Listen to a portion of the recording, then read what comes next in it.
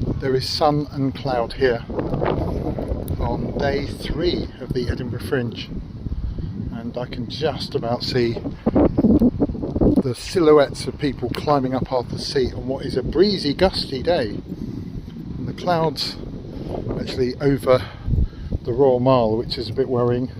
The sun is over the mountains. It's going to be a day of mixed weather.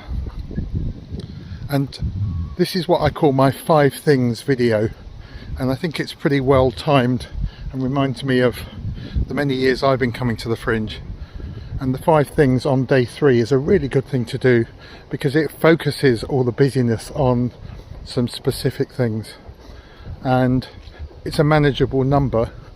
And yesterday, as I was out and about, I was seeing a lot of frowns, and the frowns were perhaps not surprisingly around we've had no reviewer response and no one's been in to see our show.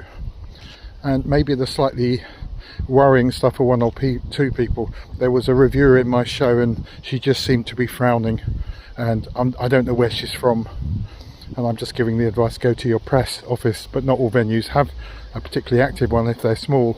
Find out who came in, who gave them the ticket to come in, or would you rather not know? And as I'm walking here, there's some sort of, looks like some sort of family day or event happening, which I'm going to go right through, so the noise might grow a little bit. But the 5 things are very practical. They're 5 very different things. One of them, and you might already be on these, but it's just to check. The first one is around the publicity for your show. Is there one thing that you can change right now about how you're publicising your show? I've suggested on other videos that perhaps the most telling thing that you can do is just change the tagline. And the tagline needs to make it absolutely clear in just a few words what this show is.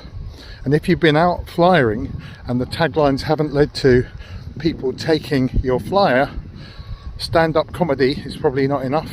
Do you want to see a sketch show? Do you want to see an award-winning sketch show starting in 5 minutes? If that hasn't led to much take-up, perhaps it's time to get a bit more specific about what's unique about the show. The only show on the Fringe that is improvised circus, that was one I suggested to someone recently, and I think it's true. And they've got a very good flyer, it's very visual, but the bit that's interesting is it's not all rehearsed, it's got an edge to it, it's improvised in some way.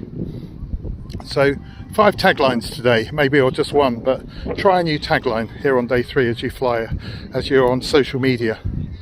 The second one, which eludes some people, because there are people up here telling me they don't really do social media, and I totally respect it if you're not into it too much. But there were certainly comments about the fact that people got onto Twitter, that's now become X, a few years ago, put all their energy into it, and they just simply haven't gone onto TikTok. But certainly from our experiences, TikTok's been the one on the Fringe that's getting most traction for Fringe review. And I've heard that from a lot of people, and this is not an advert for it, but TikTok, Instagram are probably the 2. So if you put all your energy into Snapchat, you put all your energy into X, you just need to come off it. This could be the day just to load up, try a different tagline, use some of the hashtags around Ed Fringe, around your venue, and just see if that makes a little bit of a difference, particularly with a link through to booking your show. So that's the second one. There's definitely a sort of sports day going on here, I think. And there are people warming up. So the third one is about your show. It could just be that you could just get practical and very focused on getting your show tech right. It might just take 5 minutes. It might need to be a change to acoustics, to lighting, to, as somebody said to me yesterday, I need to take 5 minutes out of this show. I'm not sure how to do it, but they're putting all their energy and attention into doing that before the next show. The small change can make a big difference. It could be you've just noticed in your venue that your show isn't getting up to hitting the ground in terms of energy, intention, mood, impact early enough. Sometimes because of the nature of the show itself. And it could simply be that you just need to make some changes. Little bits of re-rehearsal, little bits of re-blocking. Very positive thing to do because it keeps you focused on why you're here, which is the work and the things that you've created. The fourth thing is that you might be in a stress state. If the wind is blowing against this, I'm sorry. You might be in a bit of a stress state around the tensions in your cast, your family, your group, whoever's up here. And you might be on your own too.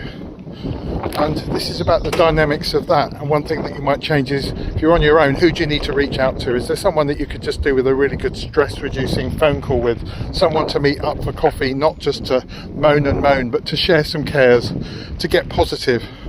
So who can you ring? Who can you message? Who can you meet up with for a coffee today? To share a care, to de-stress, to get creative with somebody who often gives you new ideas. Is it time to play your joker with somebody who said, if you need anything, just give me a shout? Because it can just get a little bit of a drop in energy this early in the Fringe. Day 3, day 4 can be the thing where all your hopes and expectations seem to have flatlined a little bit.